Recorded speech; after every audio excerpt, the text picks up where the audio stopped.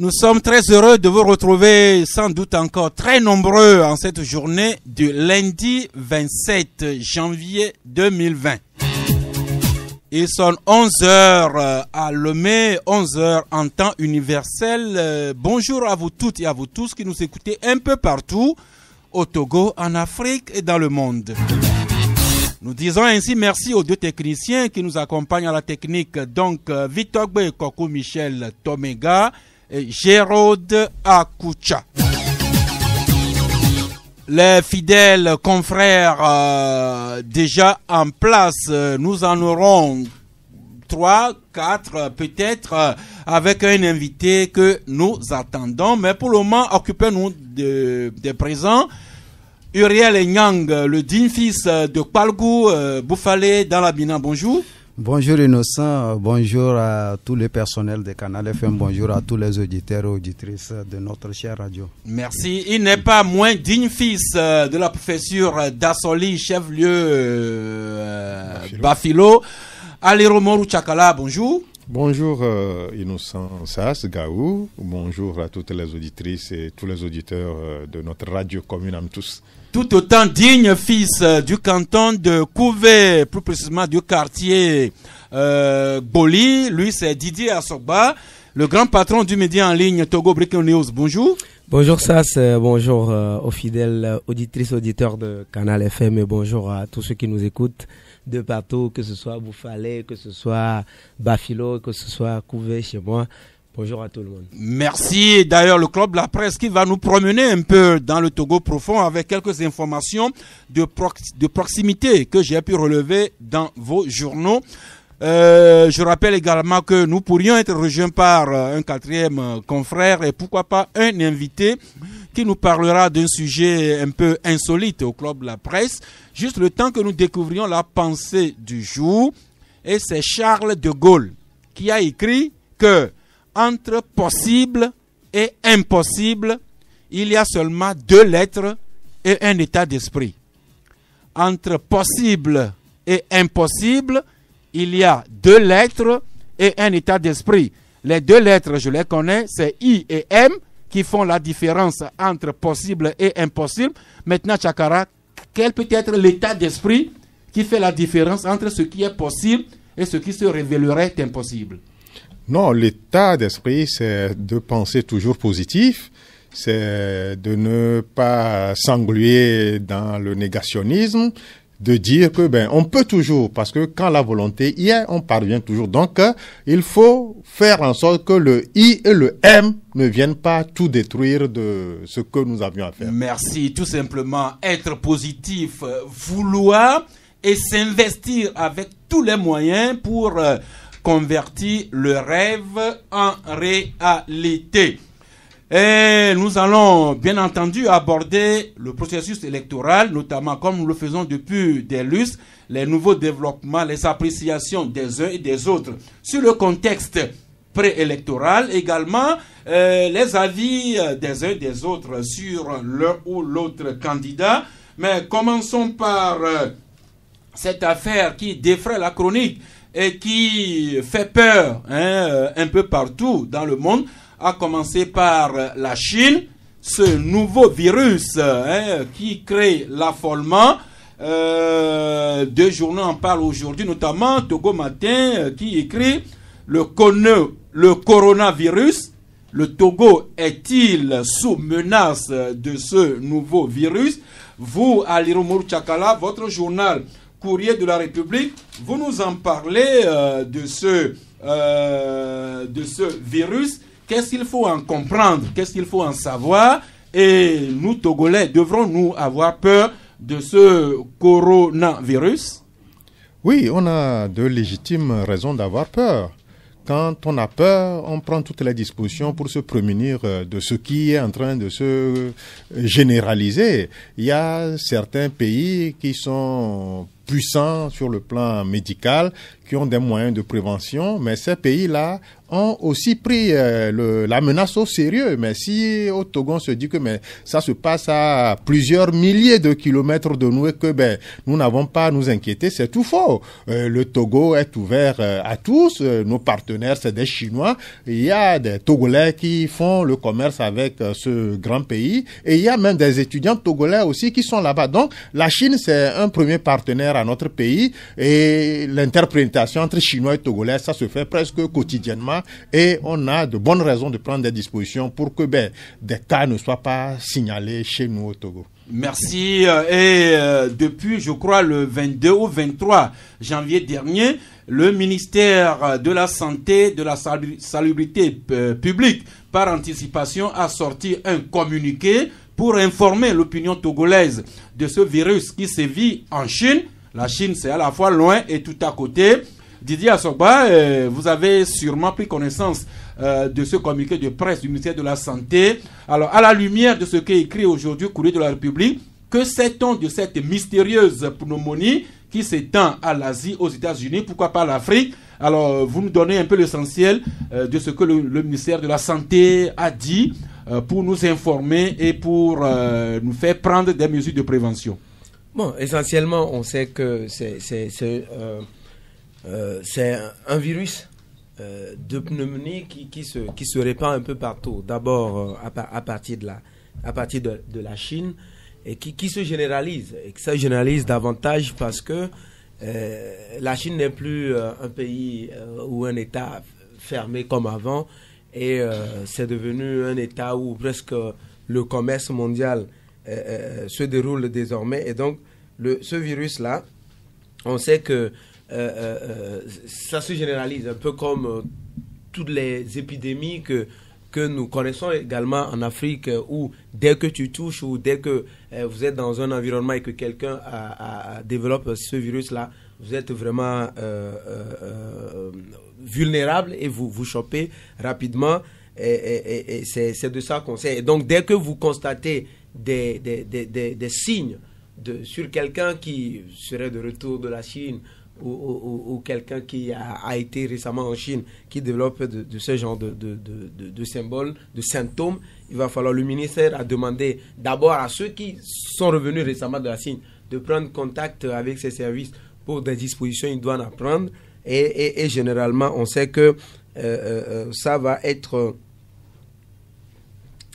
vous permettez, ça va être difficile pour l'heure de connaître la situation chez nous ici, mais véritablement les autorités sont en train de prendre des dispositions pour parvenir pour nous prévenir par rapport à ce virus. Je vais revenir un peu plus tard. Merci, pour les symboles. Mais une fois n'est pas de coutume, le gouvernement, par le ministère de la Santé, qui informe l'opinion de ce virus qui a commencé à sévir depuis la lointaine et proche Chine.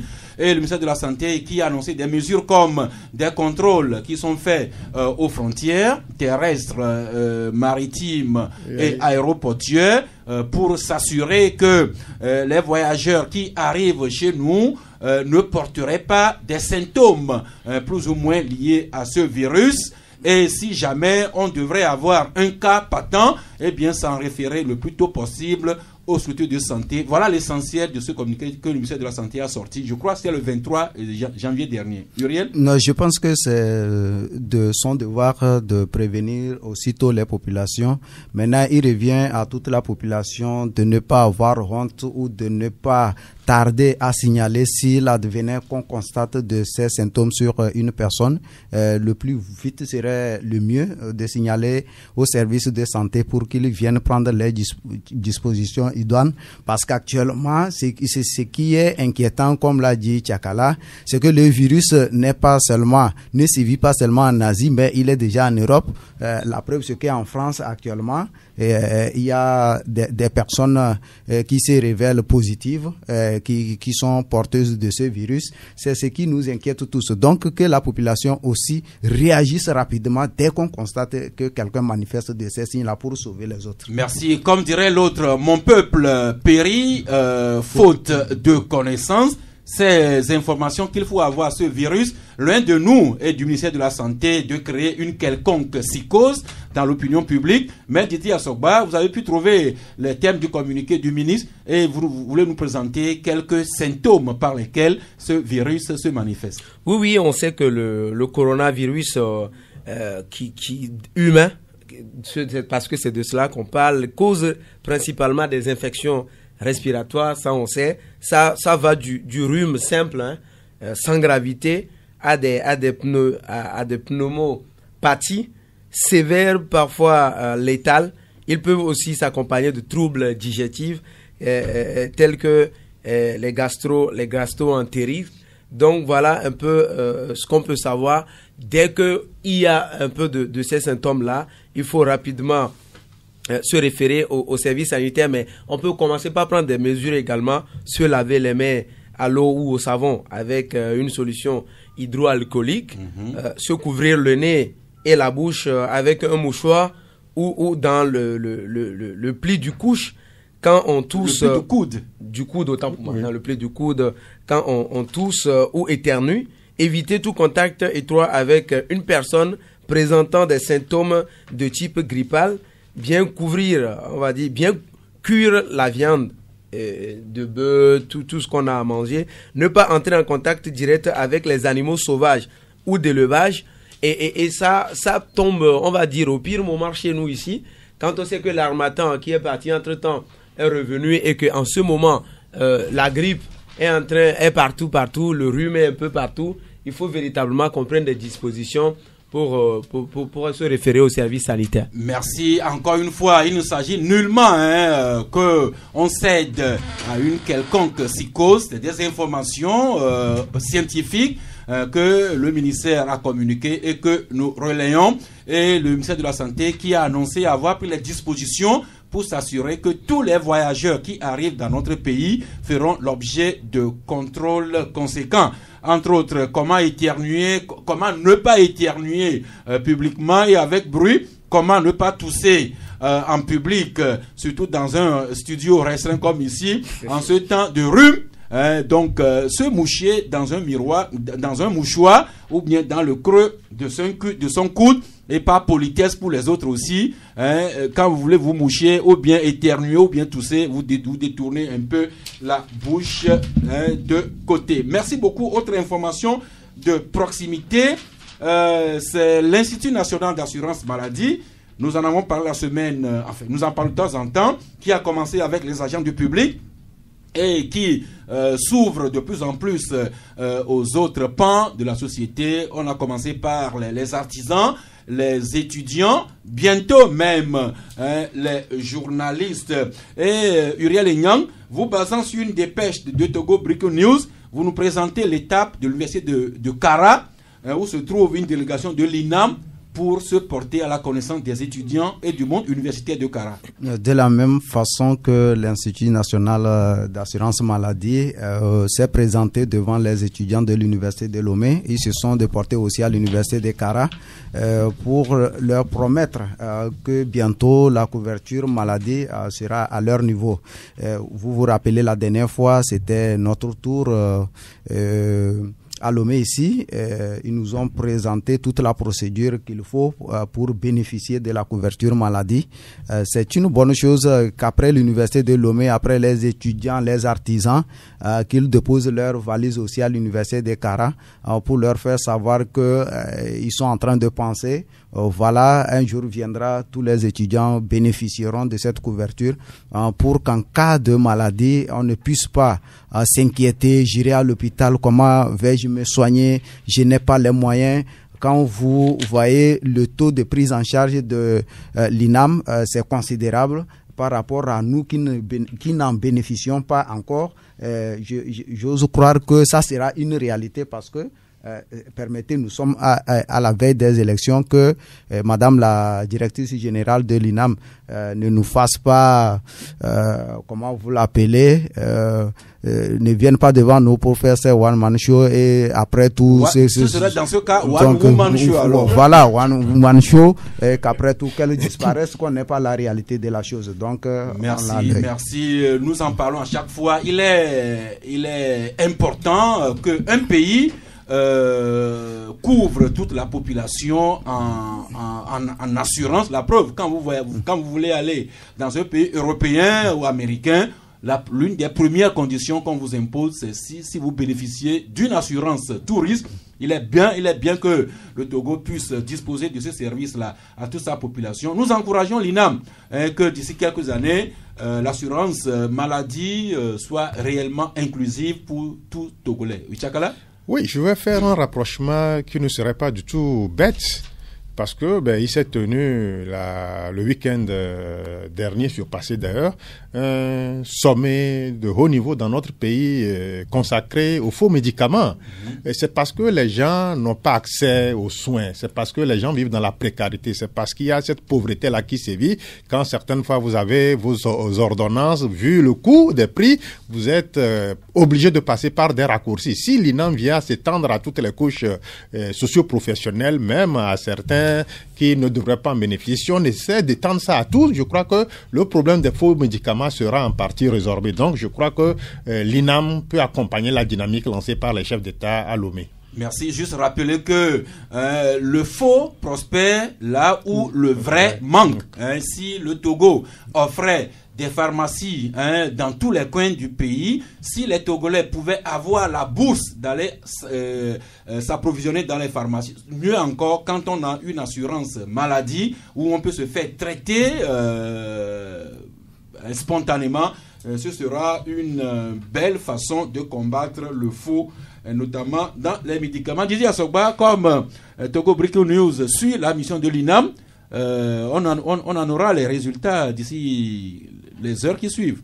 Oui, normalement, ça doit aller très rapidement. Pour ce qui concerne les étudiants, le moins qu'on sait, c'est que ça devrait aller très rapidement.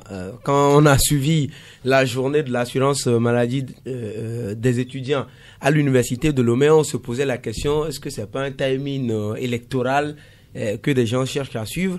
Mais on a été surpris que 3 semaines ou voire 1 mois après, 500 étudiants au moins ont eu leur kit d'assurance maladie. Ça, c'est pas dans la démagogie, ça au moins c'est palpable. On a pu voir des étudiants aujourd'hui qui bénéficient de l'assurance maladie à l'université de Lomé. Et donc c'est comme ça a réussi à l'université de Lomé, je ne pense pas que ça devrait traîner de l'autre côté, surtout qu'on nous dit que le chef de l'État a demandé à ce qu'on aille rapidement pour ce qui concerne les étudiants des universités. Et donc pour l'université de Lomé, c'est déjà chose faite. La phase pilote va se terminer et ça va se généraliser.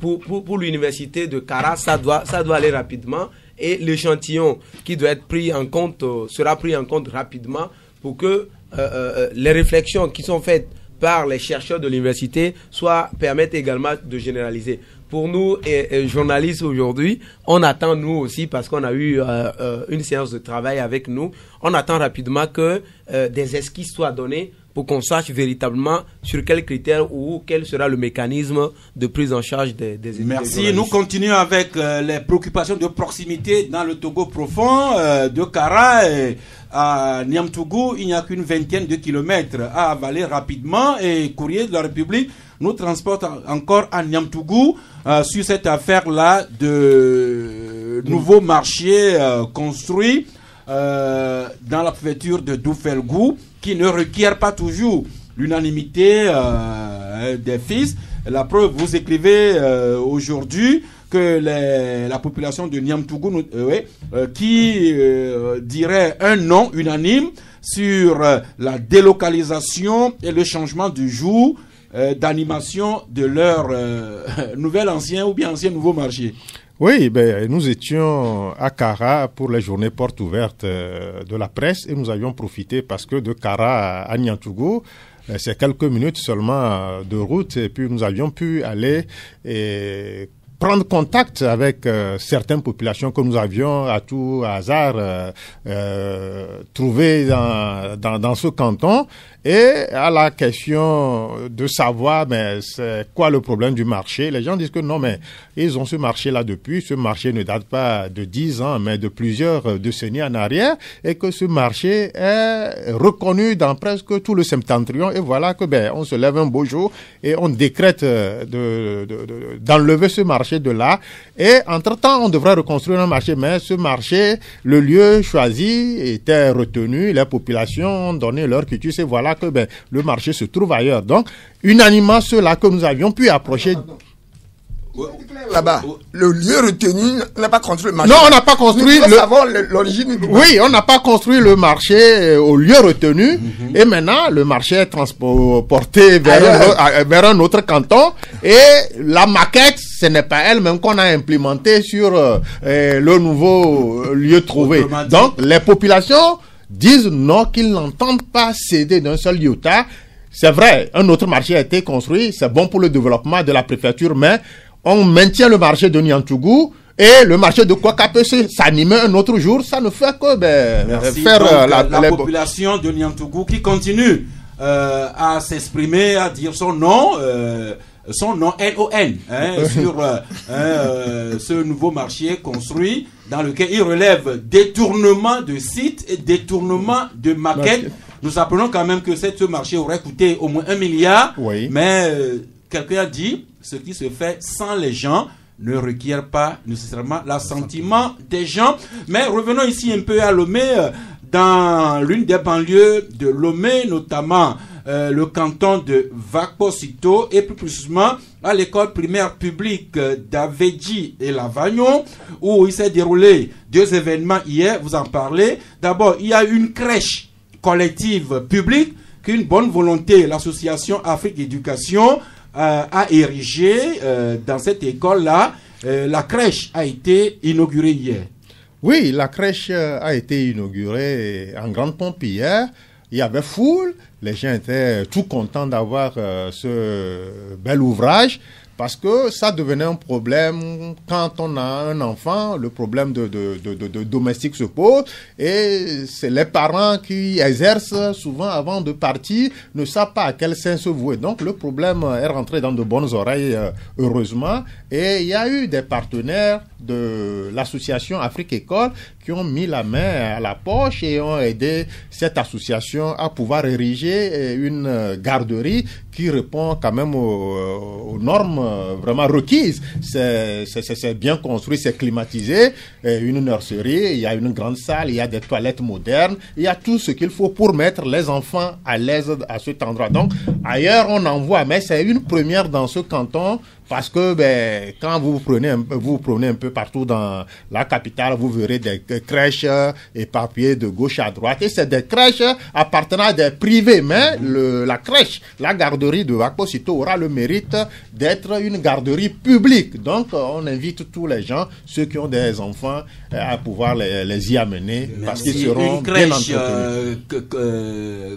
Publique et collective, vraiment très compatible avec l'environnement. Ce sont les installations solaires qui alimentent ce bâtiment, et les autorités, notamment le maire de la localité, la directrice au sein de laquelle, la directrice de l'école qui abrite ce centre, et tous les chefs cantons se sont engagés à en faire bon usage.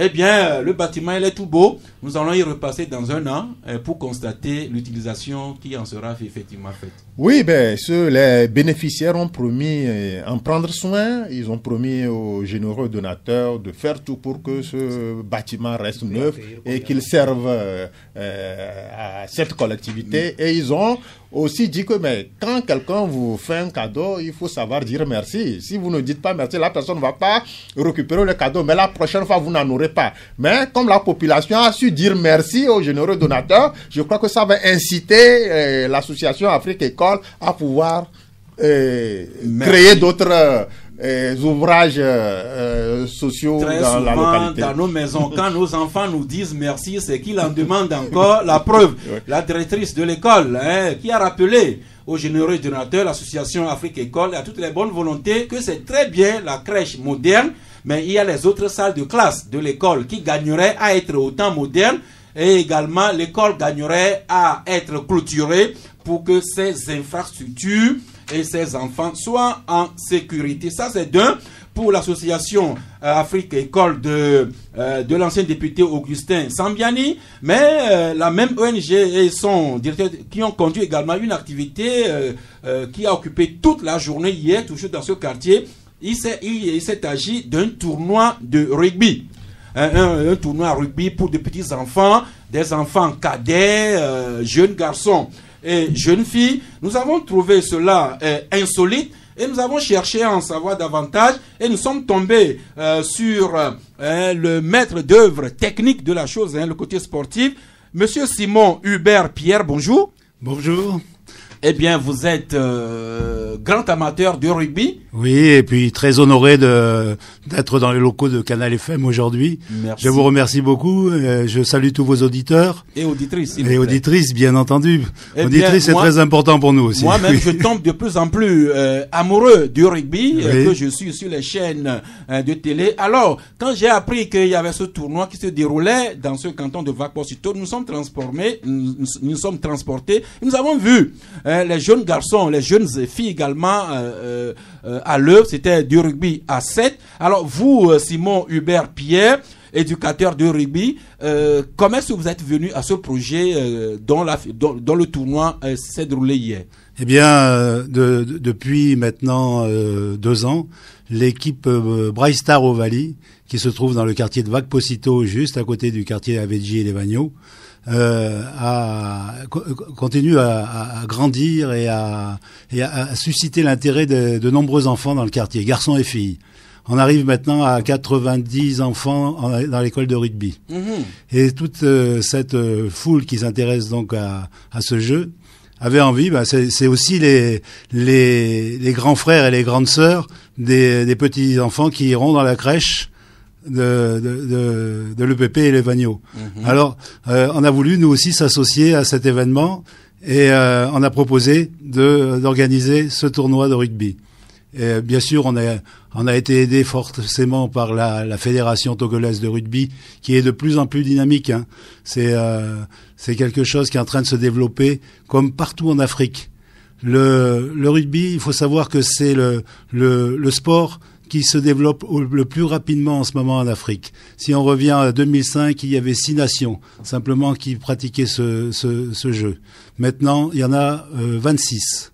C'est vraiment une grande évolution. Alors, la preuve que ce sport intéresse effectivement, Beaucoup. il y avait une certaine affluence autour du tournoi et à la fin, le président de la Fédération togolaise du rugby s'était déplacé en personne, Oui. tout comme le président du comité national olympique du Togo qui est également arrivé avec la remise des trophées aux équipes gagnantes. Mais monsieur Simon Hubert Pierre, nous avons appris hier que vous avez tout un projet pour ces jeunes-là que vous formez au rugby dans le canton de Vac-Port-Sito. Ah oui, on s'occupe de vraiment développer ce jeu, mais développer aussi la carrière de ces jeunes.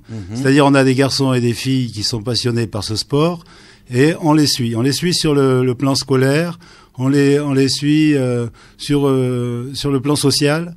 On essaye de les aider, de les orienter, de leur proposer par exemple des répétiteurs pour leurs études. C'est vraiment un club très familial. On s'occupe beaucoup des enfants et c'est assez remarquable de voir ce dynamisme qui est né sur le plan de Vac-Port-Sito. Il faut voir le nombre d'enfants qu'on a aux entraînements. Parce que je vous parle de 90, mais on fait un brassage qui est aussi qu'on ne peut pas compter en ce moment. Et par curiosité, j'ai cherché à savoir, il semblerait que vous ambitionnez même de faire déplacer les meilleurs de ces jeunes rugbymen là pour des tournois dans la sous-région. Oui, c'est déjà arrivé. On a joué l'an dernier le Triphase en Côte d'Ivoire avec notre équipe U16 et U18. Nos seniors sont partis faire le Tirec au Burkina Faso. Et prochainement, on va retourner avec les féminines et les U16 en Côte d'Ivoire. Et bien sûr, on envisage encore, ça c'est beaucoup plus loin, mais c'est en 2022, on envisage les Jeux Olympiques de la jeunesse à Dakar. Voilà, c'est vraiment notre grand projet, c'est notre grande préparation à ça. Donc, plus les enfants feront des tournois internationaux, plus ils pourront s'élever et peut-être réaliser ce rêve, hein, parce qu'il s'agit d'un rêve. Monsieur Simon Hubert Pierre, mais votre volonté, on ne peut pas en douter, on ne peut pas non plus douter de l'accompagnement de l'association Afrique École, de notre ami Sambiani Augustin, mais vous devrez mobiliser des moyens plus conséquents pour arriver à donner forme à tous ces ambitions et projets. Bien sûr, on travaille beaucoup à la recherche de moyens, de financement. On réalise des crowdfunding, on fait, on bouge beaucoup, on cherche. On a des parrains pour nos enfants. Ce sont souvent des Européens qui nous envoient quelques moyens pour la scolarité. Vraiment, on se bat. C'est un combat très intéressant, très motivant. Ça plaît beaucoup à l'ensemble des adhérents du club. Merci à vous, Monsieur Simon Hubert Pierre, éducateur du rugby, qui est venu dans ce studio pour partager avec nous cette aventure. Et là, on donnera sûrement forme à la pensée du jour avec laquelle nous avons commencé cette émission. C'est de votre compatriote, votre ancien président Charles de Gaulle, qui a dit qu'entre possible et impossible, il y a seulement 2 lettres et un état d'esprit. Voilà, c'est ça, c'est vraiment l'état d'esprit, là, être positif, vouloir avancer, vouloir gagner, avoir envie que les choses se réalisent, et elles se réalisent. C'est comme ça que nous pratiquons. J'en profite, j'ai peur de pas remercier assez l'association Afrique École. Vraiment, l'association Afrique École, dans le quartier de Vagposito, nous aide beaucoup. S'intéresser comme ça à nos enfants. Merci, Monsieur Simon Hubert Pierre. Peut-être que vous auriez bientôt enregistré dans vos clubs là l'un des enfants, garçon ou fille, de notre cher ami Lucien Dosmensan. Lucien, bonjour. Bonjour, plaisir. C'est trop loin de ma Non, mais on va venir vous chercher. On va bientôt avoir les moyens de vous. Merci. Alors, c'est dire que nous l'annoncions. Il est arrivé. Le décor est planté. Maintenant, nous allons engager le débat sur la page sociopolitique de cette émission. Juste le temps quand même que Lucien, juste le temps que vous me disiez un mot sur cet article que j'ai trouvé intéressant dans votre parution. Vous parlez de Togocom, Togocom que vous conviez à relever le défi de la qualité. Vous relevez que ça fait 2 mois que Togocom a été privatisé, que le nouveau directeur étranger est là, mais que les défis, à savoir le renforcement de la couverture de l'Internet mobile et l'introduction de nouveaux services, on continue à attendre Togocom sur ces défis et chantiers. Je sais, c'est vrai, c'est évident, hein, c'est une réalité que nous vivons au quotidien. Tous les jours, nous sommes confrontés à cette triste réalité. C'est vrai que Togocom n'a pas été privatisé à 100%. Il y a 51% pour ils sont les actionnaires majoritaires, il y a 49% pour l'État togolais. Mais si j'ai bien compris, on a privatisé parce qu'il va amener des capitaux et changer les choses. C'était l'objectif poursuivi. Bon, nous n'allons pas attendre toute notre vie avant de commencer à voir le bout du tunnel. Il faut quand même que nous commençons sincèrement à les aiguillonner. Merci, c'est Ils sont venus avec le milliard. Nous, tous les jours, pour téléphoner, c'est la croix et la bannière. Il faut prier le pape et Dieu avant que ça passe. Merci, donc, à partir de ce moment-là, ça me parlait. Merci. Votre article qui relève une sorte d'indifférence qui n'a pour nom que mépris et désinvolture à l'endroit des abonnés. Togocom qui ploierait sous le poids de la surcharge du réseau. Tout défi. Pourquoi je dis ça? Ce qui m'a plutôt poussé à faire écrire l'article, c'est le quoi? C'est la dernière coupure d'Internet. Oui. C'est vrai? Ils ont envoyé un message laconique. Et puis après, c'est comme si de rien n'était. Pendant une journée ou 2 jours, regarde ce que les commerçants, les opérateurs économiques perdent aujourd'hui à l'heure d'Internet. Merci beaucoup. Ça se permettait. Oui, rapidement. C'est le service Timoni. C'est un service chiant. c'est un service vraiment qui a l'air de mépriser le consommateur que nous sommes. Vous voulez envoyer de l'argent à un parent ou bien vous voulez en recevoir, il faut mettre un temps fou. Il faut tout le temps tripoter le clavier de son portable, là, se faire mal aux doigts avant que, si vous avez de l'argent, ça passe. Franchement, si on n'a pas encore l'expertise pour ça, qu'on arrête et qu'on... On nous a promis ciel et la terre avec la privatisation. Ça fait 2 mois, notre patience commence déjà à bout. Merci beaucoup. Eh bien, le processus électoral, avant le débat avec vous, nous allons nous transporter à Paris auprès d'une compatriote de la diaspora. Nous savons que cette élection présidentielle s'ouvre également auprès de la diaspora. Eh bien, nous atterrissons à Paris avec une compatriote. Bonjour, madame. Bonjour. Eh bien, Brigitte Ameganvi, vous représentez l'association Synergie Togo au sein de la coalition Tournons la page Europe. Eh bien, nous sommes curieux de savoir votre appréciation sur le contexte dans lequel l'élection présidentielle du 22 février va se dérouler. Très bien, je vous remercie de nous donner la parole. Je souhaiterais vous dire, pour commencer, que ce n'est pas la première fois que Synergie Togo s'intéresse aux processus électoraux du Togo. Nous avions fait un travail en 2009 en perspective des élections de 2010, de l'élection présidentielle de 2010, qui a décortiqué réellement toutes les conditions qui seraient nécessaires pour avoir des élections justes, transparentes et équitables. Les conditions avant le processus, avant le scrutin, pendant le scrutin et pendant la proclamation des résultats. C'est ce que nous appelons mieux voter, bien compter, vrai restituer. Et depuis lors, et à partir de l'élection présidentielle de 2010, nous faisons ce que nous appelons le monitoring des processus électoraux au Togo.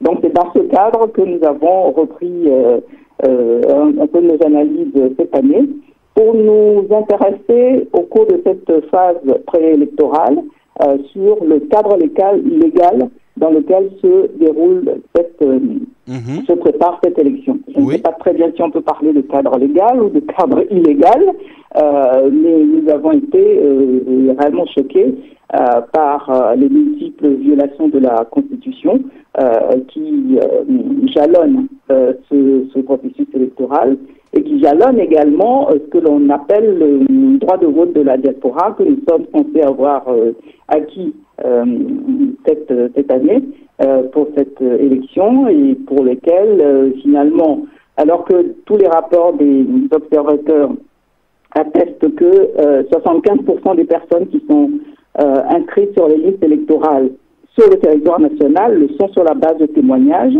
c'est-à-dire sans pièce d'identité. Au sein de la diaspora, il nous a été demandé de fournir 3 pièces d'identité en cours de validité, c'est-à-dire un passeport togolais, une carte d'identité et une carte consulaire datant de plus de 6 mois pour pouvoir nous inscrire. Le résultat des courses, il semble que dans le monde entier, il n'y a que 348 Togolais qui aient réussi à s'inscrire sur les listes électorales au titre de la diaspora. Alors, Madame Ameganvi, ça c'est le chiffre global, mais vous-même, Brigitte Ameganvi, et votre association Synergie Togo, est-ce que vous avez réussi quand même à vous faire inscrire sur les listes électorales? Non, nous n'avons pas réussi à nous faire inscrire sur les listes électorales, puisque comme je vous le disais, il fallait fournir non seulement un passeport en cours de validité et une carte d'identité en cours de validité, mais aussi une carte consulaire datant de plus de 6 mois. Et l'astuce a consisté en fait, pendant que pour toutes les personnes qui ont demandé leur carte consulaire depuis plus d'1 an, on leur a dit que les machines étaient en panne à Paris. Et puis brutalement, lorsque une circulaire du ministre des Affaires étrangères ou de la CENI plutôt, a été publiée, 4 jours avant l'ouverture de l'enrôlement, voilà, on avait 2 jours pour s'inscrire. Merci. Et à part cela, maintenant, quelle est votre lecture globale de tout le processus électoral, notamment la CENI, la Cour constitutionnelle, alors que nous sommes à moins d'1 mois du premier tour?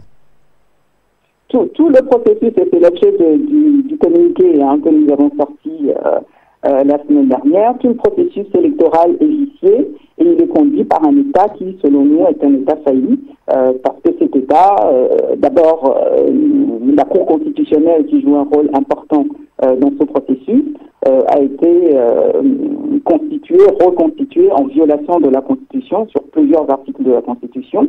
Et également la réforme constitutionnelle qui a été faite comporte également un certain nombre de violations de l'article 144, voilà, qui font que dans la liste des 7 candidats qui ont été admis, validés par la Cour constitutionnelle figure le président sortant qui n'a plus à être, qui ne figure dans cette liste que parce que la nouvelle constitution, les modifications constitutionnelles lui permettent de le faire. Or, ces modifications, l'article 158 qui lui permet d'être de nouveau candidat est une violation de la constitution togolaise.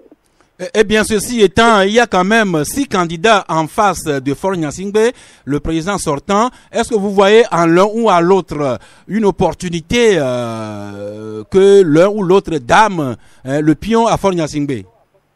Il ne s'agit pas de voir une opportunité ou de ne pas la voir. C'est simplement parce que le Togo est censé être un État démocratique, un État de droit. D'ailleurs, tout le monde s'en vante à l'étranger. Et il y a encore un journaliste qui a sorti un livre qui va être présenté, je crois, à Paris aujourd'hui, dont le titre c'est Togo, une démocratie en construction, ce qui n'est pas le cas. Si le Togo est une démocratie, il n'y a aucune raison que des institutions faillies, des institutions illégales et illégitimes conduisent un processus électoral de cette nature-là. Donc, quel que soit le nombre de candidats ou la nature des candidats qui sont face à Faure Gnassingbé, pour nous, ce processus doit être arrêté. Et je constate quand même que parmi la liste des candidats figure un candidat qui était, peut-être même 2, je crois que l'un a été recusé, un candidat qui était à l'Assemblée nationale, qui a dû voter toutes les lois scélérates dont nous parlons, qui n'a pas usé des recours qui existaient pour faire valider la réforme constitutionnelle par la Cour constitutionnelle et susciter peut-être un débat et attirer l'attention de la Cour constitutionnelle sur des irrégularités qu'elle n'a pas vues ou n'a pas voulu voir. Et je constate également que ce candidat avait la possibilité, comme l'a fait le candidat Jean-Pierre Fabre, de mener une action en inconstitutionnalité du candidat, et il n'a pas fait.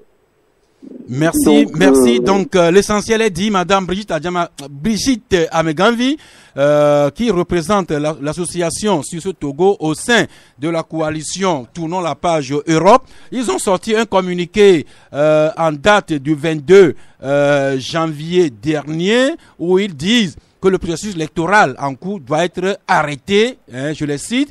Le processus électoral vicié mené par un État failli doit être arrêté, c'est leur communiqué. Nous avons souhaité la voir, qu'elle nous en dise un peu plus. Eh bien, chers confrères, vous avez écouté notre compatriote en direct. Lucien?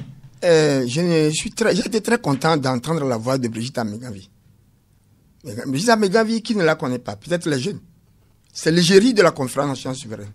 Quand elles ont créé le désordre et que nous avons échoué, c'est nous qui avons encaissé le coup souhait Adim avant sa mort. Vous venez, la pensée du jour, je vais être bref, la pensée du jour d'aujourd'hui, répète ça, tu vas voir.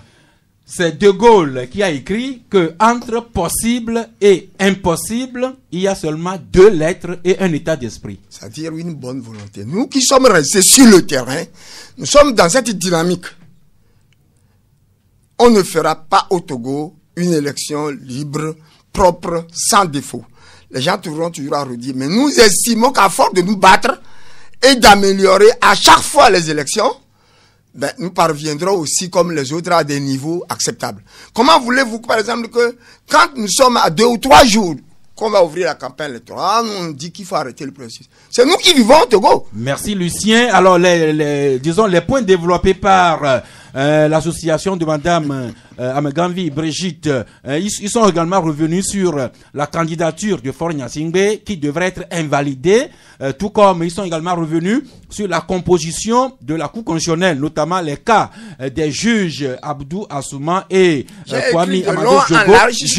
Justement, leur déclaration rejoint un peu la dernière conférence de presse de Jean-Pierre Fabre. Et j'ai répondu. Et vous écrivez dessus que la conférence de presse de Fabre, c'est une tentative insensée, je vous cite, une tentative insensée d'ébranler la légitimité et la légalité républicaine. Oui. Nous avons une constitution et nous avons des institutions. Nous savons que les choses sont telles. Si un candidat se lève et s'érige en, je sais pas quoi, en recours absolu, ça c'est le désordre. Je n'ai jamais vu ça dans aucun pays. Mais seulement, j'ai écrit, ceux qui veulent bien voir mon développement, les arguments juridiques développés, pour moi, ça m'a laissé pantois. Merci. Votre article reprend votre point de vue, mais il faut rappeler quand même que ces questions font débat. Il y a d'autres milieux qui trouvent que juridiquement, la sortie de M. Fabre est fondée, même si d'aucuns lui font le procès, que cette sortie-là vient un peu de façon tardive. Mais on ne va pas recommencer le débat là-dessus, juste de rappeler cela. Tchakala? Non, mais vous savez, ça dépend de qui juge la sortie de Jean-Pierre Fabre au cours de cette conférence de presse. Les arguments avancés ne sont pas quand même des arguments d'un idiot, hein. C'est des arguments quand même qui tiennent la route. C'est des choses qui ont été bien pensées, bien réfléchies avant d'aller. Donc, je ne vois pas les gens qui sont avec le pouvoir trouver ça normal, parce que ça a titillé quelque chose de très sensible. Ça, il faut le reconnaître, parce que les juristes, malheureusement, dans notre pays, nous avons des universitaires qui souvent se lient la langue, n'aiment pas parler. Sinon, si ces universitaires, surtout les juristes, se libéraient, ils trouveraient quand même des points sérieux qui ont été évoqués au cours de ce point. La question fait polémique et c'est le propre du débat contradictoire. Je terminer et rappeler que Fabre a introduit ces deux recours devant la Cour constitutionnelle, attendant la réponse que... Il n'y aura pas d'effet. Oui, moi je ne suis pas dans le secret dédié, mais Didier Assogba, attendant la réponse, disons, la réponse de la Cour constitutionnelle aux deux recours de M. Fabre. Oui, on attend la réponse ou la requête l'arrêt que la Cour constitutionnelle prendra pour répondre à M. Jean-Pierre Fabre. Parce que ce qu'il dit n'est pas autant faux, n'est pas autant à mettre de côté. On a vu, en fait, je prends juste un de ces arguments, pas pour aujourd'hui, mais ça peut-être alimente le débat encore plus. Vous vous souvenez quand le gouvernement avait introduit les 3 articles le 5 septembre 2017 à l'Assemblée nationale, l'opposition parlementaire à l'époque avait introduit 46 ou 47 amendements. Proposition d'amendement. Proposition d'amendement. Et à l'époque, on leur avait dit, c'est impossible, vous n'avez qu'à parler des 3 articles et uniquement des 3 articles. Mais quand le gouvernement a introduit cette fois encore 3 articles au Parlement, on s'est retrouvé finalement avec 29 articles de la Constitution révisé. Donc c'est ça le débat. Est-ce que c'était faisable au temps où l'opposition avait demandé à le faire et on a dit c'est pas dans les pratiques parlementaires et on a fini par le faire. Est-ce que la Cour constitutionnelle va également se prononcer sur ce volet-là de la question? On attend véritablement de voir. Merci de relever que ce qui avait été refusé à l'Assemblée en 2017 a été permis et fait par la même Assemblée en mai dernier. Oui, Lucien. Vous savez, quand nous sommes dans un débat juridique, c'est très complexe de trancher. Parce que juridiquement, les décisions de la Cour constitutionnelle sont sans recours, bon ou mauvais. C'est ce que, constitutionnellement, c'est comme ça. Maintenant, pardon, oui, d'accord. D'accord. Oui. Maintenant, je vais vous donner un exemple. Essayez d'aller un peu plus loin que le bout de notre nez. Regardez ce qui se passe en Amérique. Au Sénat américain, entre le Sénat et la Chambre de commerce. Ça, c'est un débat de droit là-bas. Suivez Suivez, vous allez voir.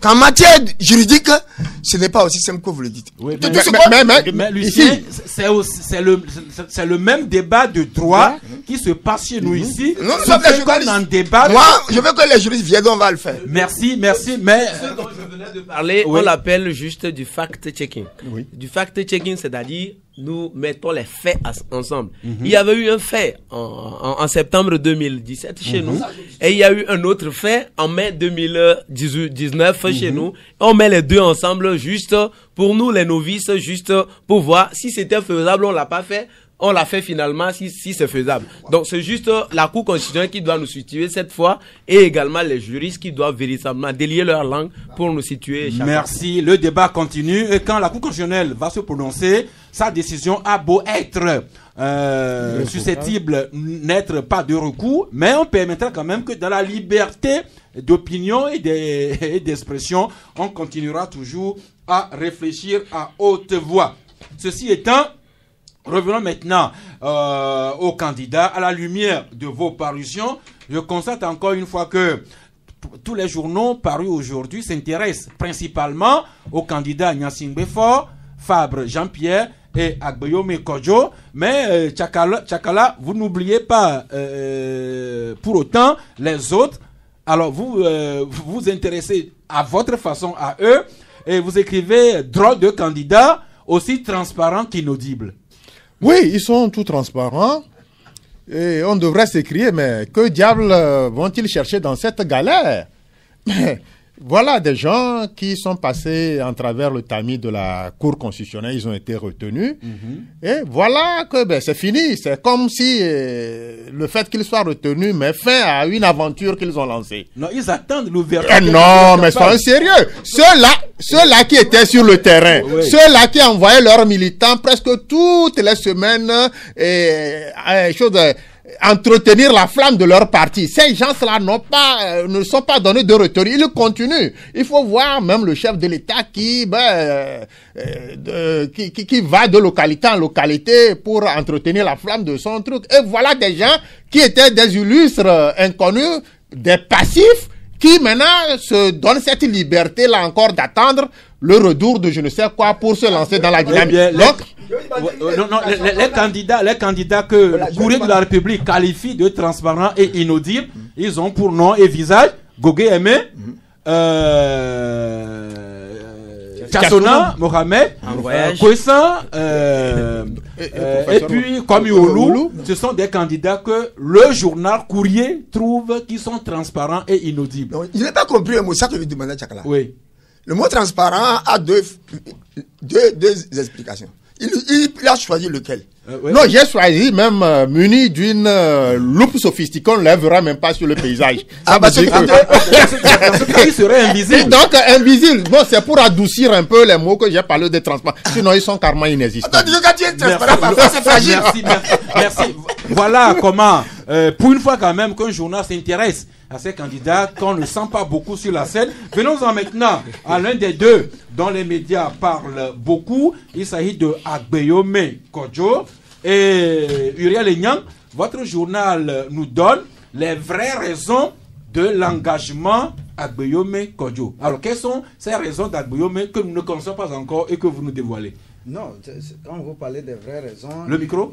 Quand vous parlez des vraies raisons, il faut d'abord voir le surtitre. Nous disons que Agboyome Kodjo n'est pas un engagé du fauteuil de 2020. Vous savez, il a été choisi comme candidat unique de l'opposition par Monseigneur Kodjo. Rappelez-vous qu'il a été candidat à l'élection présidentielle de 2010 où il est sorti avec 77 393 voix, soit 0,85% sur près de 3 millions d'électeurs. Vous savez, devant Agboyome Kodjo, on a des gens qu'on appelle Jean-Pierre Fabre, même si les gens n'aiment pas entendre son nom. Il a quand même obtenu 33 et 35% durant ces dernières élections présidentielles. En 2010 et en 2015, donc c'est un candidat potentiel, quoi qu'on dise, à ne pas négliger. Et en 2010, quand vous prenez Maître Yavu Aboibo, il a été un candidat potentiel aussi. Aujourd'hui, s'il s'agit de choisir un candidat unique de l'opposition et que c'est Agboyome Kodjo, comprenez-nous notre analyse que ce n'est pas pour le fauteuil présidentiel de 2020, mais c'est pour préparer Agboivo peut-être en 2000. Pardon, Agboime Kodjo, oui. Pour qu'il soit un candidat potentiel pour les législatives de 2023. Pourquoi? En le rendant populaire cette fois-ci, oui. Puisqu'il sait qu'il a en face de lui des candidats taureaux, en le préparant cette fois-ci pour être populaire, il pourra en 2023 exprimer sa popularité, obtenir le plus grand nombre de sièges à l'Assemblée nationale et comme selon les statuts de l'opposition, me l'a renseigné un confrère la dernière fois, est chef de file de l'opposition, celui qui a le plus grand nombre de sièges à l'Assemblée nationale. La candidature d'Agboyome préparerait plutôt les législatives de 2023. Tout à fait. Merci. Vous, Courrier de la République, vous semblez avoir une lecture contraire quand vous voyez en Agboyome l'éventualité de la clé de l'alternance. Oui, absolument. Quand vous voyez Agboyome, il a l'étoffe. Agboyome, c'est celui-là qui a eu quand même à flirter avec le système actuel qui régente le pays. Et c'est lui aussi qui était, si Eyadema à l'époque l'avait adopté, c'est pas pour ses beaux yeux. C'est au regard de ce qu'il a comme densité. C'est un animal politique qui sait faire l'unanimité autour de sa personne. C'est un grand économiste. Aujourd'hui, on a besoin de tel profil. Et si après le travail fait par le prélat, le choix est porté sur Agboyome, c'est au regard de certains mérites que l'homme dégage. Donc, aujourd'hui, il veut se donner toutes les chances. Et cette soif de l'alternance des Togolais peut aussi être un mobile suffisant pour lui pour qu'il arrive à ses fins. Donc, il a la clé. Il faut qu'il s'en serve pour ouvrir la citadelle imprenable de UNIR. C'est ça maintenant qu'il lui reste à faire. Qu'il trouve la serrure pour mettre sa clé dedans. Vous, Lucien Dossou-Mensah, votre journal Le Combat du Peuple, vous parlez de Agboyome Kodjo et ses frasques. Et vous écrivez, je vous lis, que Agboyome Kodjo est très loin d'incarner le renouveau escompté par les Togolais. C'est ce que votre plume écrit. C'est une réalité. Ceux qui n'ont pas connu Agboyome comme lui. J'ai connu Agboyome. Non, j'ai connu Agboyome. On va écouter Lucien. Oui, Lucien. Parce que moi, j'ai combattu Agboyome. Oui, c'est vous ça. Non, on dit de connaître. Moi, je l'ai connu. Oui. Quelqu'un veut. Agboyome a occupé le poste. Il était à Sonacom comme chef service commercial avant de devenir ministre de la Jeunesse. Et puis, ministre de la Jeunesse et des Sports, il était devenu ministre de l'Intérieur. Après, il était devenu... Oui, on ne va pas faire son histoire. Non, je sais pourquoi je le dis. C'est important pour quelqu'un. Il est devenu ministre de l'Intérieur. Non, pas pour moi. Non, il fait l'histoire aux enfants, pas à moi. Je t'ai parlé, je t'ai pas... Oui, Lucien. Il est devenu ministre de l'Intérieur avant de devenir directeur général du port. Et à ce poste, il était plus puissant que tous les ministres. Maintenant, il est devenu président de l'Assemblée nationale, premier ministre. Quand il était devenu premier ministre, nous tous, on a senti la dictature. Il m'a envoyé en prison. Vous? Oui. Attendez. Je vais vous dire une seule chose. C'est pas le fait de... Ce qui se passe, ce n'est pas le fait de parler. Ce que je dis, je n'ai rien contre Agboyome. Je l'ai écrit dans l'article. Qu'il a le droit d'être candidat. Et même président. Que je n'ai rien contre. Mais cela ne m'empêche pas de décrire un homme qui a occupé des postes et qui a fait preuve d'une inhumanité inégalée et inégalable. Merci. Et vous écrivez que Agboyome Kodjo et Monseigneur Kodjo, c'est la rencontre entre un prélat illuminé et un politicien halluciné. Il passe son temps à filmer toujours des choses. Merci. À lire dans les colonnes de Le Combat du Peuple, Didier Assogba. Eh bien, il y a les candidats, disons que un journal qualifie d'inaudible. Il y a des gens qui parlent beaucoup et dont la presse parle beaucoup. La preuve, Fabre Jean-Pierre, Kodjo Agboyome et Gnassingbé Béfort. Oui, véritablement, je constate que ça commence par s'animer, ça commence par s'enflammer. Et c'est de bonne guerre. Mais tout ce qu'on veut aujourd'hui, chez nous, j'ai entendu beaucoup parler de renouveau, de refondation, de consolidation d'acquis, de progrès, d'avancement. Je pense véritablement que il faut qu'on, si on veut construire notre nation dans le futur, quelqu'un a dû dire que il y a peu qui ont vécu la conférence nationale souveraine, et aujourd'hui la nouvelle génération n'est plus tant dans les considérations anciennes. Aujourd'hui, construisons notre Togo pas forcément avec un candidat, quel qu'il soit, que ce soit Faure Gnassingbé, fils du tout-puissant général Gnassingbé Eyadema, dont on connaît toutes les qualités et tout ce qu'il a pu faire également et comment il a dirigé le pays. Et Faure Gnassingbé, qui a été député, ministre de son père, mais qui est devenu président de la République, on voit ce qu'il est en train de faire. Seuls les imbéciles ne changent pas, des gens changent. Et des gens changent. Si un régime, comme le régime du Togo, peut connaître des évolutions qu'on voit aujourd'hui palpables, on peut parler dans ce studio et sortir. Je pense véritablement que tout ce que les gens ont eu à faire dans le passé ne détermine pas ce qu'ils seront dans le futur. Et donc, moi, j'invite les Togolais. Ils iront choisir dans les urnes librement leur président de la République. Il faut que les gens jugent sur les profils, qu'on voit véritablement qui est capable de faire. Et c'est sur ces bases-là qu'on construira notre Togo. Pas sur la base de ce que quelqu'un a dû faire dans le passé et qui est resté dans le passé. Merci. Comme dirait l'autre, les 7 candidats, ils ont leurs qualités, ils ont leurs défauts. Les 7 candidats, ils ont leurs qualités, ils ont leurs défauts, ils ont leurs tâches. Personne ne sait SAINT parmi les candidats, tout comme nous-mêmes ici dans ce studio, nous avons nos qualités et nos défauts. Ayons quand même le courage d'aller de l'avant. Il est 12 heures passées. Le débat va être plus inclusif et sans doute plus intéressant lorsque les auditeurs vont entrer tantôt en ligne. 93.5 Canal FM.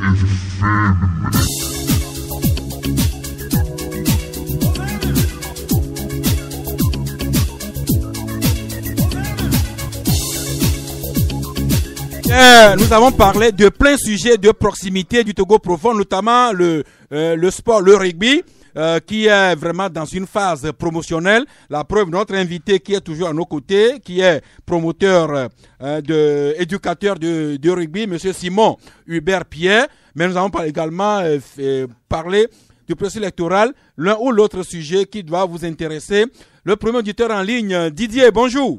Oui, Sors, bonjour. Oui. Bonjour à vos débatteurs. Merci. Oui, je voulais vous dire que tout le temps peut changer. La preuve, même le fort, même on l'a vu venir pour avec 500 morts. Mais aujourd'hui, on nous dit qu'il est meilleur, qu'il travaille bien, tout le temps faible. Mais puis, nous aussi, nous connaissons le temps d'Agboué, mais nous avons vécu en ce temps. Agboué, en ce temps, est-ce qu'il avait le pouvoir? Tout le monde savait là, c'est constater le pouvoir, c'est les douars et puis les chefs d'État, les sécurités locales qu'on les appelait. En ce temps, les choses, je savais bien que Agboué, il n'est qu'un fait, voilà, n'avait rien comme pouvoir. Est-ce qu'Agboué avait un pouvoir comme le commandant Douar en ce temps? Douar même, est-ce qu'il avait ce pouvoir? Et puis, on savait tout ce qu'il avait le pouvoir. Et puis, je voulais poser une question. Et lors des élections passées, le président nous avait promis des stades dans chaque ville. Est-ce qu'on peut nous dire le stade qu'il a construit dans une ville? Et puis, nous avait aussi promis un boulevard jusqu'à Dapaon. Ils avaient un crédit au niveau des Arabes. Qu'est-ce que c'est devenu ce crédit-là? Merci Didier, mais je vous renvoie à vos propres questions. Parcourez le Togo et vous nous direz les stades que Faure Gnassingbé avait promis en 5 ans qu'il a construit, et de même que les autoroutes. Mais Lucien, Didier disait que si Agboué doit avoir des cadavres dans son placard, il ne serait pas le seul. Que Faure également doit avoir des mots sur la conscience. D'après ce que Didier a dit. Je vais te dire... Non, c'est pas Didier Assogba, c'est l'auditeur Didier. Oui, Lucien. Bon, je vais te répondre brièvement. Je ne suis pas là pour comparer les cadavres d'Agboué et de Kodjo et de Faure. Je vais vous dire une chose. J'ai dit qu'il m'a envoyé en prison parce que j'ai signé un communiqué pour dire qu'ils n'ont pas vu de cadavre à la plage de Lomé. Il était Premier ministre. C'est pour ça que j'ai fait, on m'a condamné à 1 an et demi d'emprisonnement. Je ne peux pas considérer celui-là comme qu'il va changer. Merci. Il m'a appelé dans son bureau, directeur du port. Il dit, tu as écrit un article contre moi, monsieur Messa. Il est vivant. Vous savez que j'ai été ministre de l'Intérieur. Si je vais à tous les coins de rue, on peut te tirer dessus. C'est ce qu'il vous a dit. Il est là. Posez-lui la question. Merci. Comment vous voulez que je dise de cela? Merci. Mais seulement de grâce, une question personnelle. Nous en sommes maintenant. Merci. Je ne refuse pas. Dans le passé, chacun a eu à piétiner, mais nous sommes devant une élection présidentielle. L'ami Kodjo en ligne, bonjour. Oui, alors bonjour. Oui. Nous saluons les invités. Nous vous saluons aussi. Ça fait un bout de temps que Maître Juste Achabon dit qu'il défie les juristes pour un débat contradictoire sur le 4e mandat de Faure. Et depuis là, même vous, à Canal FM, vous n'arrivez pas à nous offrir ce débat. Maintenant, je veux que les journalistes qui sont là-bas nous répondent. Parce que quand on achète les crédits pour appeler, c'est qu'on veut avoir des réponses. Ça fait une semaine que l'ANC a fait sa sortie. Maintenant, avant le 8 mai, est-ce que la loi permet à un seul député de faire une proposition de loi? Depuis, je pose la question, les journalistes font semblant de contourner cette question. Est-ce que, parce que il y a trois projets de loi, on est d'accord là-dessus. Maintenant, l'article 158 qui permet à Fonds Assemblée d'être candidat, les journalistes font semblant de contourner cette question. Est-ce que les conditions dans lesquelles cet article 158 est voté est normal? C'est là la vraie question. Merci l'ami Kodjo. J'ai plutôt l'impression que c'est vous qui faites semblant de ne pas écouter les arguments que nous développons. Didier, vous voulez revenir sur un développement que vous avez fait tantôt sur le projet de loi déposé par le gouvernement en 2017 et la même chose en mai 2019. Allons, procédons par pédagogie. Le 19 août 2017, la crise s'est éclatée. Et le gouvernement a décidé de couper court, régler la crise en envoyant un projet de loi, un projet de révision à l'Assemblée nationale avec 3 articles. L'opposition qui était dans les rues à l'époque avait la revendication principale, on la connaissait, c'est le retour à la Constitution de 92. Et si on veut retourner à la Constitution de 92, il y avait 47 articles au total qui devraient être ajoutés pour que la Constitution de 92 soit de retour. À l'époque, le gouvernement et la majorité parlementaire avaient simplement dit aux députés de l'opposition que ce n'est pas dans les pratiques parlementaires qu'ils n'avaient rien qu'à se prononcer sur les 3 articles soumis à l'étude du Parlement. Et c'était ça, le débat était clos et la révision n'avait pas eu lieu. Maintenant, venons en 2019. 2019, entre-temps, il y a eu l'élection législative de décembre 2018 que l'opposition a boycotté, ou du moins une partie de l'opposition, et le 8 mai, où entre-temps le gouvernement a dû réactiver son projet de loi et qui avait suivi quelques travaux en commission, plus la proposition de l'expert sénégalais et qui était à l'Assemblée nationale également. Donc, ils ont dû faire ce que nous avons appelé dans un de nos articles dans le temps, un texte métissé qu'on a soumis à adoption au Parlement. Et lors de la séance plénière, des députés ont dû faire des amendements. Ça, c'est des amendements en pleine plénière, et c'est d'où qui est venu l'article 158 et bien d'autres. L'article 158 là, qui est venu là-bas, et on dit que les mandats déjà exécutés et tout ne devraient pas faire partie donc de cela. Donc c'est après le texte a été voté. Maintenant, est-ce que la question que pose l'auditeur, c'est de savoir si un député peut faire une proposition de loi. Les députés n'ont pas, le député en question n'avait pas fait une proposition de loi, mais un amendement. Et ça, un député peut faire. Une proposition de loi est faite par un cinquième au moins des députés. Donc c'est ce que nous avons résumé à l'avis Kodjo pour dire que quelque chose avait été, enfin, les députés de l'opposition avaient voulu amender le projet du gouvernement en 2017. Il leur avait été dit que ce n'était pas possible. Et maintenant, en 2019, un député a proposé des amendements au projet du gouvernement qui nous a amené à cette constitution modifiée. Nous, journalistes, ne sommes pas des juges. Nous vous présentons les faits pour que vous-même, vous tiriez votre conclusion. Je vais dire une chose. Oui. Les conditions n'étaient pas les mêmes en 2017 qu'aujourd'hui. C'est le drame de l'Assemblée, d'une Assemblée nationale. Quand on fait un amendement à l'Assemblée nationale, le problème que l'opposition avait eu à l'époque, elle n'avait pas la majorité à l'Assemblée. Donc, quand non, Lucien, en 2017, il avait été dit que les députés de l'opposition n'avaient pas à amender le projet du gouvernement. C'est ce que je dis, parce que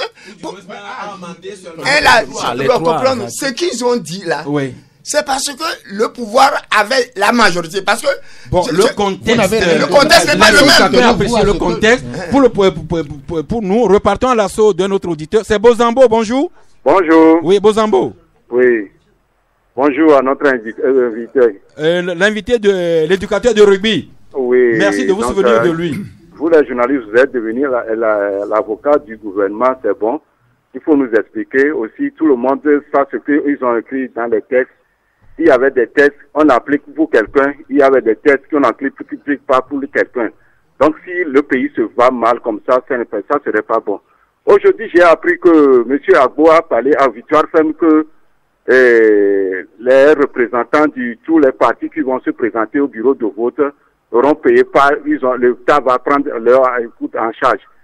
Je voudrais savoir combien on va payer pour tous les membres ou bien tous les délégués, les membres, tous seront payés par l'État.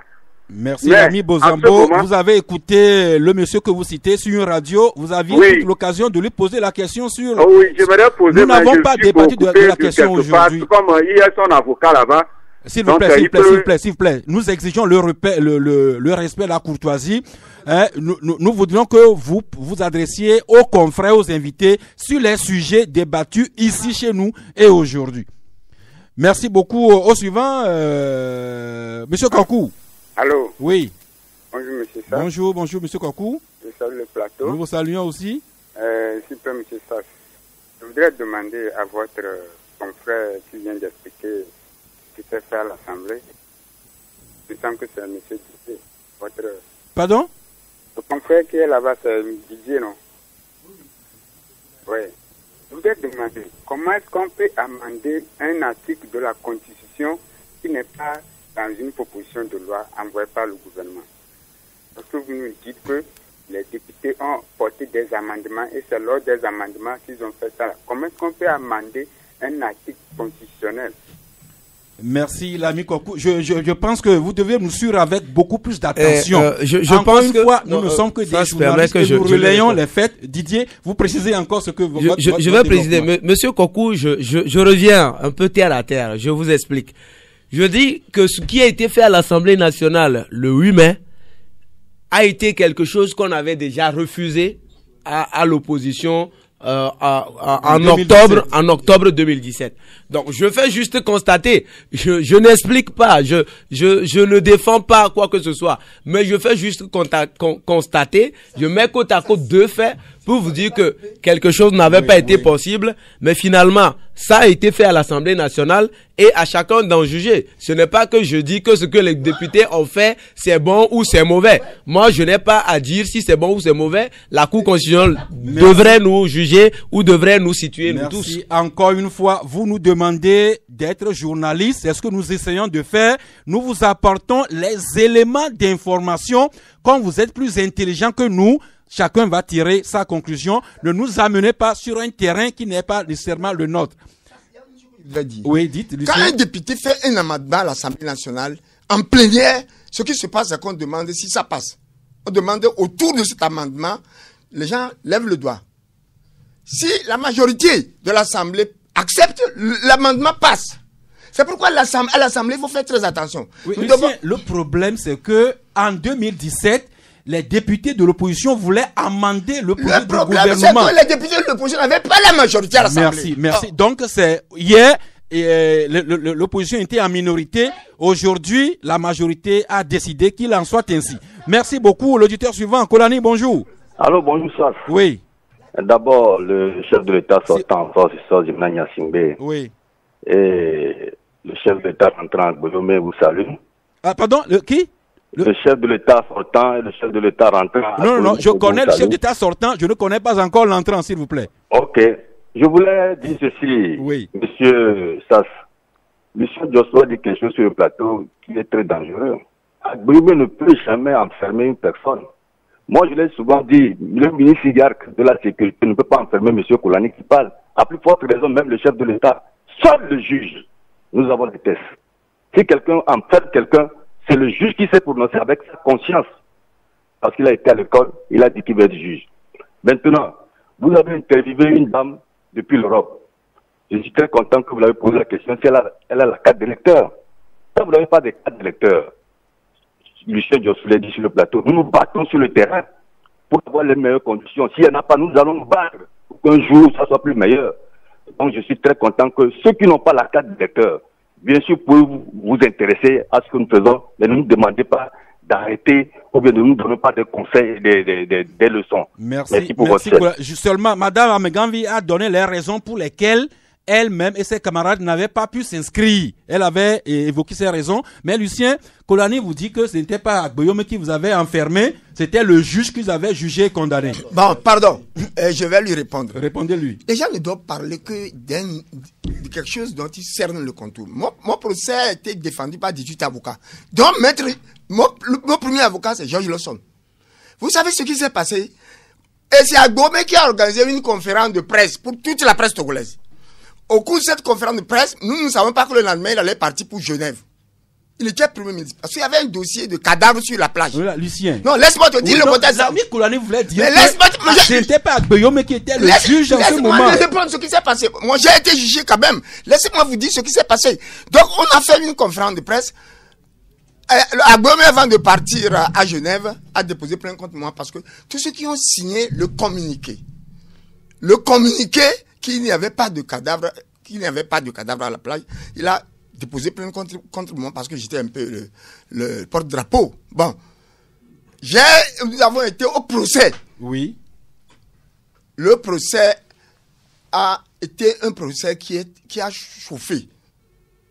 Et tout le monde, même les juges, Ndakena n'est pas mort. Il s'est levé. Le micro, s'il vous plaît, Lucien. Ndakena, qui était le procureur de la République, n'est pas mort. Oui. Il a dit devant tout le monde, George Lawson peut en témoigner. Monsieur Messa a parfaitement raison. Mais j'ai reçu l'ordre. De qui? De la chancellerie, je ne peux rien faire. C'est ce que c'est ce que le procureur a dit. Il a ouvert sa vase comme ça, devant tout le monde. Mais ce que je vais vous dire, les gens parlent, quand ils veulent blanchir, quelqu'un n'a qu'à blanchir. Celui qui parle là n'a jamais fait la prison. Et vous voulez dire que la chancellerie dont M. Ndakena disait avoir reçu l'ordre, c'était Agboyome? Oui, c'est le premier, c'est la plainte qui est venue d'où? Merci beaucoup. L'auditeur suivant, bonjour. Monsieur Kodjo. Oui. Et je reviens sur ma question parce que je ne suis pas satisfait de la réponse. Parce que, est-ce que on nous dit que dans l'exercice parlementaire, il faut 1/5 du nombre des députés pour pouvoir amender ou bien faire une proposition de loi. Maintenant, on nous dit que avant et aux périodes de la crise, l'opposition n'est pas en minorité et que aujourd'hui le parti au pouvoir est en majorité. Est-ce que c'est ça qu'on a dit ou bien on dit que 1/5 des députés? Monsieur Kodjo, s'il vous plaît, nous tous avons lu la Constitution et les règlements de l'Assemblée, mais nous vous donnons les éléments à notre connaissance. Si vous n'êtes pas satisfait, je ne sais pas le miracle que nous pouvons vous opérer. Je pense qu'avec ce que nous disons ici et ce que les autres disent ailleurs, vous avez tous les éléments pour vous faire, vous tirer votre conclusion. Mais souffrons que nous passions à l'auditeur suivant. Zoukeline en ligne, bonjour. À Chade, il a dû attendre longtemps. Il est parti. Zoukeline, vous revenez? Juste Tchakala, en attendant l'auditeur suivant, il est déjà là. Oui, bonjour l'ami en ligne. Oui, bonjour monsieur Sass. Oui. Bonne heureuse année. Merci à vous aussi. Surtout la santé. Merci. Oui. Et tout le monde a son passé. Chacun a son passé. Il faut que notre grand frère Lucien Jossou Naissance avec eux, devant Dieu, devant les hommes, il n'a qu'à oublier tout ça. Sinon, tout ce qu'il parle d'Agboyome là, Agboyome, il est un grand frère pour lui, il est petit frère pour Agboyome, ou bien nous sommes des frères. C'est son grand frère. C'est pas ton grand frère. C'est la prison pour oublier. S'il vous plaît. Oh non. Il faut cesser de parler mal d'Agboyome. Je ne parle pas mal d'Agboyome. S'il vous plaît, Lucien. Oui. Non, monsieur Lucien. Ce que tu fais, c'est pas bon. Mais s'il vous plaît, évitons. Non. S'il vous plaît. Aussi bien l'ami Zoukeline qu'à Lucien. Lucien, s'il vous plaît. C'est des millions de personnes qui nous écoutent au Togo, en Afrique et dans le monde. Faisons honneur à l'émission que nous faisons. Merci.